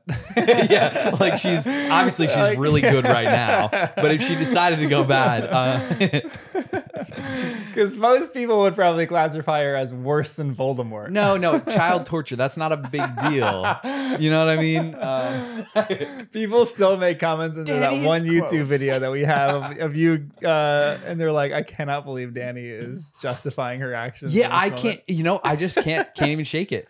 I think in comparison to what we just saw with Charity at the beginning of this, where I'm like, Voldemort is spinning people around, torturing them, killing them like it's nothing.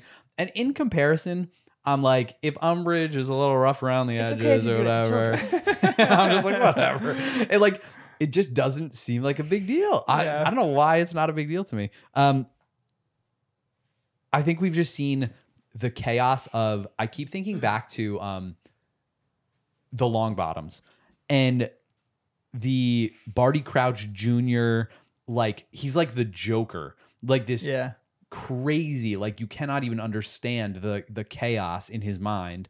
And in comparison to someone like him who's so evil and like unpredictable, I'm like, oh, Umbridge is just like a grumpy old lady who does like, seems like she's from like 50 years ago, back when you'd smack kids with rulers and stuff, you know?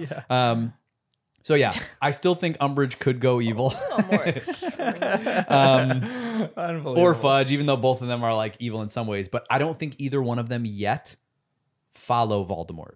So that's why I'm thinking, and same thing now with Rita. If she's not under an Imperious curse, she could go evil. People that could go good, the Malfoys. I don't know if all could go good, but at least one of them could, and I can't figure out how or why. But Draco is not down with the way things are happening now. They He's all freaked looked out, miserable. and that could drive him one of two ways. There's a chance it will bring him back a little bit to good. And in the same way, never mind, I can't do it. I was going to say Wormtail.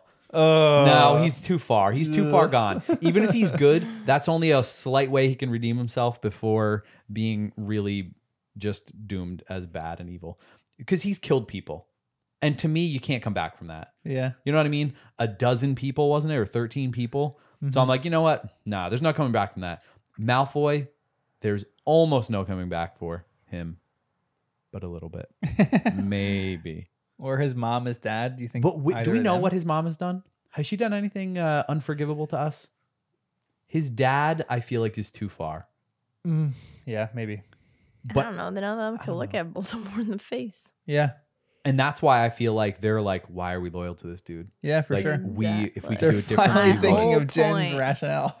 Yeah. What are we doing? This guy's not giving Why? us anything.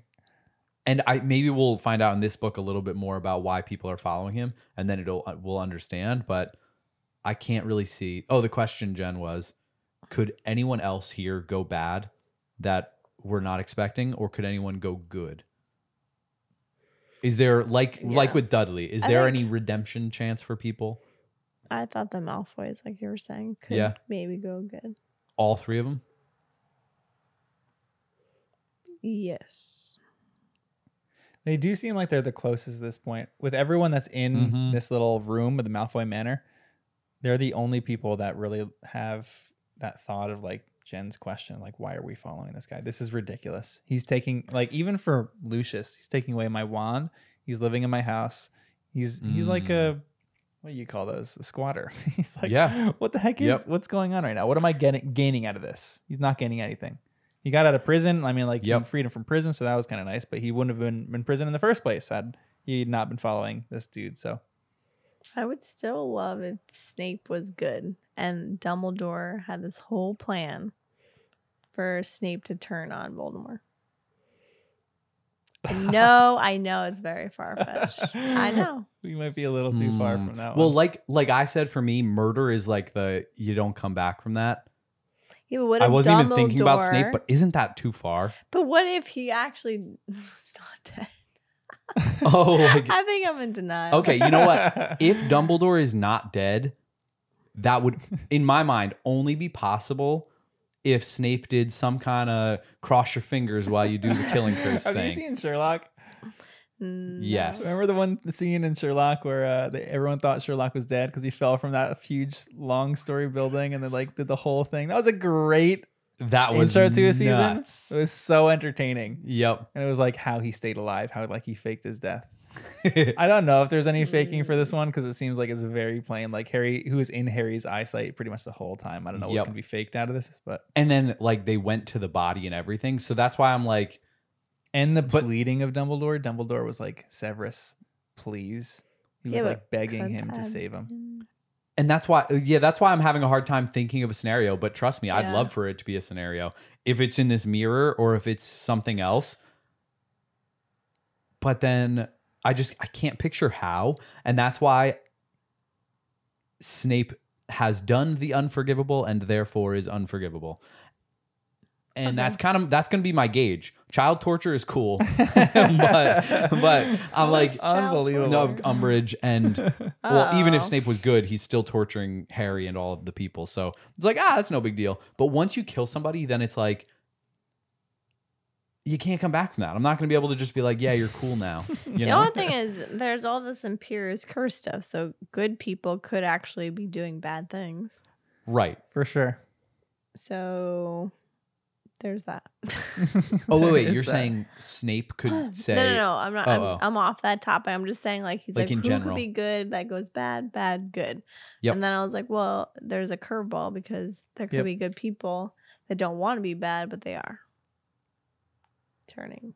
Good Like- people that don't want to be bad. Like Harry's undying fighting for the bus. What's his face? Oh yeah. Oh. It wasn't. Was that Ernie guy? or was Yeah. it the other guy? Ernie. And That was on the bus that was wrongly accused. Why can't I think of his name? I always blank for this life. It'll come to me in the middle of the night. Yep. Would McGonagall In a go dream. bad? Nah, she's too good. I don't think she'd go bad, but I'm curious why she was never in the order. Mm. So she is not above anything at this point to me.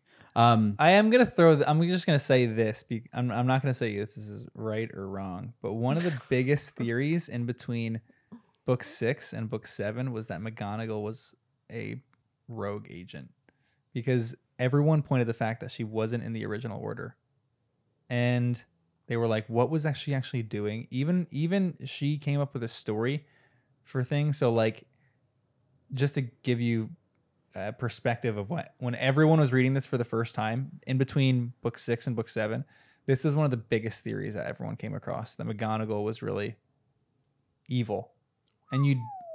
People were on the fence about that. People were like, maybe she is, maybe she isn't. It was like a huge talked about thing for the few months, years that the book wasn't released yet. Yep.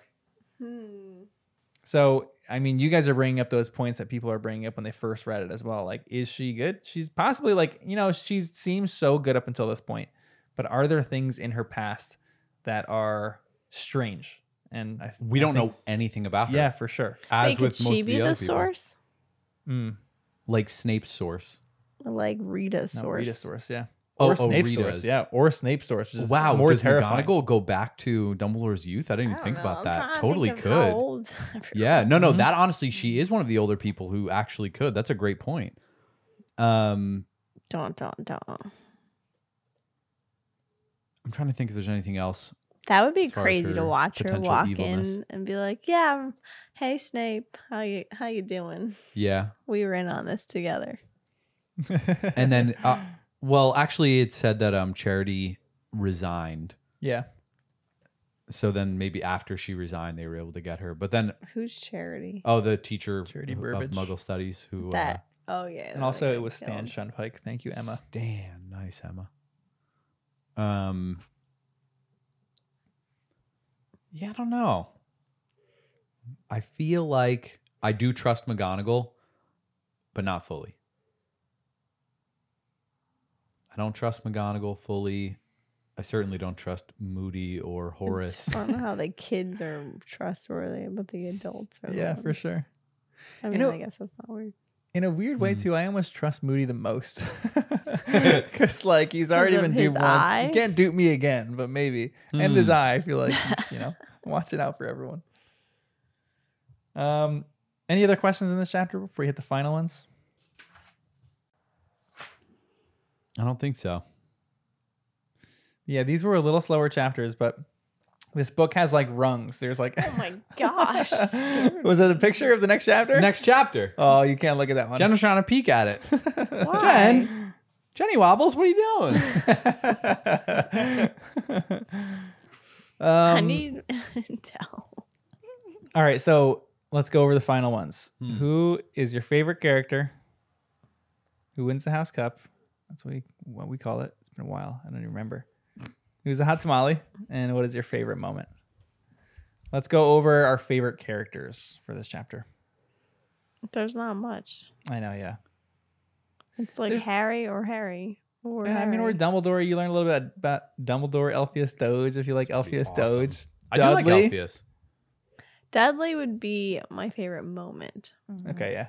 I like that. but I'm boring and it's Harry. I'm going to give Alpheus the house cup. Yeah. Because I don't think Harry did much. He I just know. exists. That's but like, what I'm saying. after seeing what Rita said, I'm starting to wonder if the Daily Prophet as a whole, or if the ministry really is not that pro Dumbledore right now. So Alpheus, no matter what, put a target on his back by saying those things, which I think was bold. It was brave. That's House Cup winner stuff, And I'm going to say Dudley was the hot tamale. We Never were not thought I'd asked see the that day. Yet, just saying. Oh, I Huh? thought we were doing it all at once. No, he Yeah, said yeah. only one. Only one at a time. Oh, one at Jenny. a Come on. time. I'm not Thank you, listening. I'm Jen. too busy. Yeah, Jen's yeah, yeah. nailing Thinking my. about stuff. Anytime I look at chat, Jen's on top of podcast hosting. Correcting. So, John. Kristen, what about you?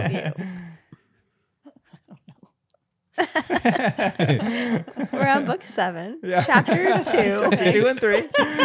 Literally. Help me. and 3.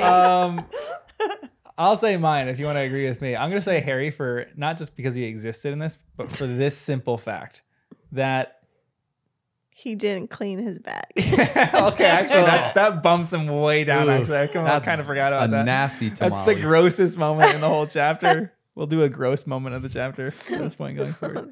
I love Harry because even though everything the Dursleys have done evilly to him, and we have tons of theories about that, he still talked to the Dursleys and he still would possibly go save them if they were taken captive. He's or trying to hostage. protect them. For sure. Yeah. Like he's actually trying to protect these people who were some of the most evil people that have ever treated Harry. Like maybe Umbridge and Voldemort have treated him worse. Maybe Draco has treated him worse. But they're up there. They're Yeah. breaking top 5 of people who have treated Harry poorly. And Harry still would save them, which is Insane. incredible. That's exactly what I was going to say. How could John steal it from you? Oh my goodness. How did I know? Legitimacy. That's what Read I'm my performing. mind. Legitimacy right now. You're tired. It's easy to, I know. To the audience, I am sorry. I work 10-hour days with children, so I'm a little tired at the end of And the then day. she comes and she works with us children. Me and Danny talking about these theories back and Come on, forth. She's you like, just speak about you two. yeah. All right, that was favorite characters. Favorite moment. I already said it. Yep, the Dudley moment. Yeah, that was really sweet and unexpected. Yeah. Even though Yeah, he I think didn't so, say too. anything the whole summer. I know. Even though it's like we're like Hestia Jones. We're like, But look at his What did he say? example of his parents. Yep. yeah. He That's doesn't know how true. to like actually say something nice to Harry, so that was the equivalent. And Yeah. isn't that what Dumbledore said? Like, look what they've done to this poor boy or something? Like, somebody said that at some point talking about Yeah. the Dursleys and Dudley. Dumbledore said it. Yeah, like, Dudley Dudley's said a that- victim. Yeah, Dudley, or he said that Harry was the lucky one. Harry's lucky, and Dudley has fallen further victim to the parents. Yep. I want to know what Dudley's change of heart was. Yeah, It's right. for him to go against his parents. It Right. was even cute, like the tea that he left out for Harry. I know. Yes. Then when I was Really like, What was I was confused. oh my The word. That tea? too. Yeah, because when Harry, the chapter opens with his bloody Yeah. hand, so he stumbles on tea and he says, oh yeah, Dudley probably left it as a booby trap for me so I'd make a mess. Oh, but Or he like break left something it and at get the yelled at or whatever. doorstop Yeah, to and then Harry give thinks him- later, he's like, wait, maybe it wasn't a booby trap. Maybe that was him being really nice. And then I'm like, oh, that's Yeah. so sweet. I would He love. probably was thinking about him the whole time. Yeah, And was Right. waiting for him to come back But he's so just he in can his thank room. him. But he doesn't know how to so true. thank Such a him. good point. He didn't know how to use words, so he does actions This is so instead. random, but didn't it say Dudley was muscled? Yeah, he's Yeah. No longer muscular. a whale. He's big, yeah, And he was a- trying to put barbells in the car and stuff. How like he's working Yes, out. I missed Yeah. that too. Yeah, he was trying to What put his has barbells in the car, changed? his dumbbells in the car. I would love fan fiction. I'm sure there is fan fiction about Dudley's change of heart, because if he's doing these small things, like it wasn't just this change of heart in the moment of like, what? Wait. Because he's like, he doesn't understand when they're leaving. He keeps saying, I don't understand. Like, why are we leaving Harry behind? It's like, this doesn't make sense. He's like a little thick, but the fact that he's leaving tea out for him is just a really lovely moment. That's probably maybe my favorite moment, because it's like he was evil toward Harry for his entire childhood, and he's probably realizing that as he's becoming an adult. Like, not that you're not culpable for the things that you did when you were a child, but like he's coming into the same age as Harry. He's like coming to his maturity, and he realizes how poorly he treated him, and he's trying to make it up to him in the smallest little ways, like of leaving tea for him and like, you know, befriending him in certain ways and saying he's not a waste of space, which isn't that significant, but you know, it's lovely But for in Dudley. context, Yeah. it's huge. Yep. Like projecting, if they spent another few summers together, I could actually see them becoming friends. Yep. Which is But kind also of lovely. probably was hard because didn't that whole incident, he was going back to school, Harry, with the Dementor and Dudley. Mm-hmm. That happened. Then he goes to Hogwarts and he's there for the whole semesters, both semesters, and the winter break. And then he comes back for summer. So that's a long time of like not seeing the person that like saved your life, and then you're like kind of in shock of, oh, they're back, and how do I deal with this? Yeah, that's a Anyway, great point. sorry. Going on. Did you was say that your all of our favorite moment? I did say the Dudley thing because I think it's memorable, but I think the eulogy as a whole, it was like Harry reading it, so I don't know if it counts as a moment really, but that was my favorite part probably and most memorable. Yeah. In a different way. So maybe I'll say the eulogy. Finding about Dumbledore's past, which we've actively or passively been wanting to know for a long time. Yeah, exactly. Yeah. And who is our hot tamale? There could be a few hot tamales in this. Hestia? Yeah, some people are throwing at Hestia Jones and Daedalus Diggle as hot tamales. Some people are throwing at Rita Skeeter as a hot tamale for coming up with 900 pages in 4 weeks, which is an accomplishment. Respect. She I kind of is a hot respect it, tamale. yeah. I still like her. The journalist who wrote the profile on Rita Skeeter, she's a hot tamale. She's a good writer. She was a good writer, and I thought she was like kind of balanced. She was given a little bit of a chance for a comeback there. Some debate. I'm going to still say Dudley. Dudley hot tamale since it wasn't my favorite. Wow. Dudley winning a hot tamale award. That's crazy. Yep. Never thought I'd would've see thought. the day. I don't know. I don't have one. Sirius Black Mirror. Because it was a good mirror, gift that ooh. there's more to it. The eye in the mirror. The eye mirror. That's this. The hot That's tamale one is. sexy eye. Yeah.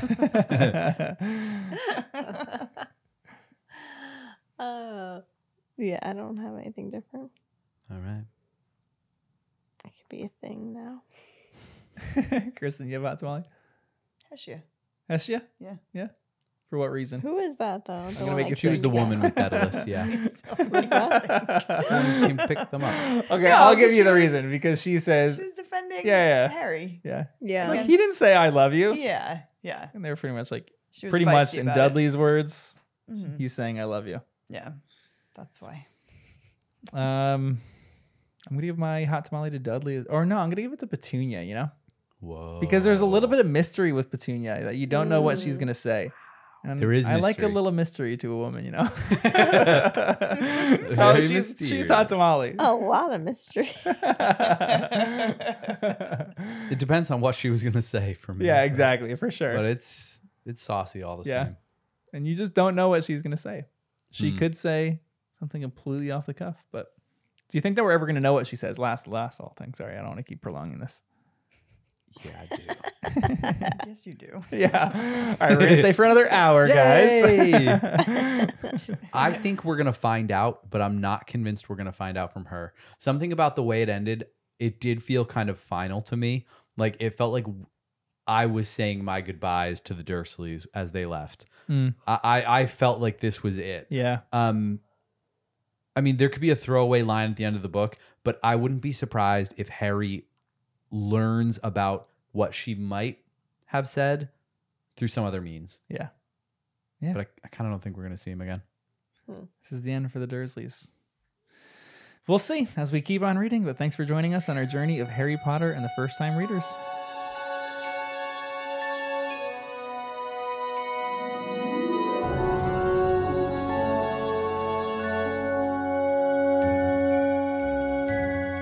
Thanks, guys. Yeah, someone's got to do that. It's always interesting Someone, to edit but that. not Do I me. leave it in? Do I cut it out? Where's the gap in between it? You never make it to the end of the podcast. I usually leave it in, but it depends. Sometimes I'll put it at like we do like the end, and then we do the music, and then I'll put it in like the real end. Yeah. The end. Yeah.